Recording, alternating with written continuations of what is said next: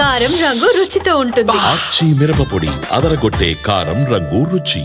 ఇక inter state అంటే ఒరిస్సాలో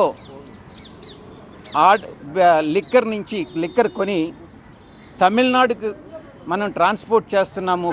ఒరిస్సాలో సెల్లరు, తమిళనాడులో బయ్యరు ఉన్న రీతిగా ఒక ఏదైనా ట్రాన్సాక్షన్స్ ఆంధ్రాలో ఎంటర్ అయిన తర్వాత ఆ యొక్క సరుకుని డైవర్ట్ చేసి ఆ ఏదైతే డిఫరెన్స్ ఉంటుందో డ్యూటీలో అది సేవ్ చేసుకొని ఈ రకంగా ఏదైనా సేల్స్ డ్యూటీ లేకుండా పెట్టినటువంటి ఏదైనా సేల్స్ ఉన్నాయా అన్నటువంటి విషయానికి నేను ఏ రోజు కూడా లిక్కర్ సేల్స్ విషయంలో కానీ లిక్కర్ విషయంలో కానీ మొట్టమొదటి 3 నెలల తర్వాత నేను జోక్యం చేసుకోలేదు అన్నటువంటి విషయాన్ని చాలా స్పష్టంగా చెప్పాను. ఇవన్నీ కూడా రాజ్ కసిరెడ్డి మాత్రమే వీటికి జవాబు చెప్పగలడు. నేను చెప్పలేనటువంటి ప్రశ్నలు అన్నటువంటి విషయాన్ని చాలా స్పష్టంగా చెప్పడం జరిగింది. ఇక 4వ అంశంకి వస్తే ఇక్కడ లోకల్గా ఉన్నటువంటి రాజ్ కసిరెడ్డి ఒక 3 కంపెనీలని పీవీ స్పిరిట్స్ ఇంకొక 2 కంపెనీలని లీజుకి తీసుకొని దానిలో ఉన్నటువంటి టైం కానీ మిషనరీ కానీ లీజుకి తీసుకొని దాంట్లో కొన్ని కొత్త బ్రాండ్లను ప్రొడ్యూస్ చేసి ఆ ప్రొడ్యూస్ చేసినటువంటి బ్రాండ్స్ని బెల్ట్ షాపుల ద్వారా డ్యూటీ లేకుండా అమ్మడం జరిగిందా అన్నటువంటి దాన్ని ప్రశ్నించడం జరిగింది.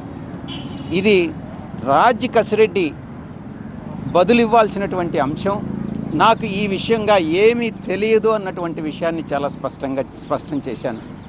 ఈ 4 ప్రశ్నలకి సమాధానం చెప్పిన తర్వాత అధికారులు తృప్తి పడ్డారన్నటువంటి విషయాన్ని నేను భావిస్తూ ఈ యొక్క మరి ఫ్యూచర్లో భవిష్యత్తులో ఇంకా ఏదైనా ప్రశ్నలుండి నేను సమాధానాలు చెప్పాల్సినటువంటి అవసరం ఉంటే నేను మళ్ళీ తిరిగి వస్తాను, మీరు ఎప్పుడైనా పిలవచ్చు అన్నటువంటి విషయాన్ని తెలియజేసుకుంటూ ఈరోజు సెలవు తీసుకోవడం జరిగింది.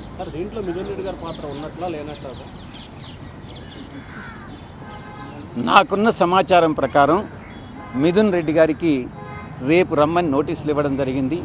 ఈ ప్రశ్నని మీరు పివి మిథున్ రెడ్డి గారిని అడగండి.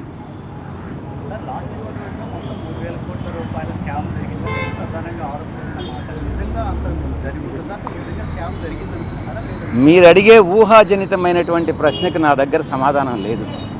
స్కామ్ అన్నటువంటిది జరిగిందా లేదా అన్నటువంటిది లిక్కర్తో సంబంధం లేనటువంటి వ్యక్తి నన్ను ఎలా జవాబు చెప్పమంటారు?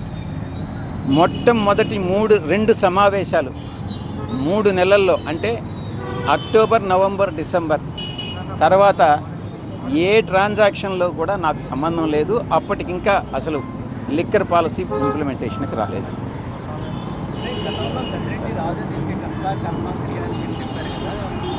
అప్పుడు ఆ రోజు చెప్పాను, ఈరోజు చెప్తున్నాను. నాకు తెలియని విషయాలు నాకు తెలిసినట్టుగా నేను చెప్పను.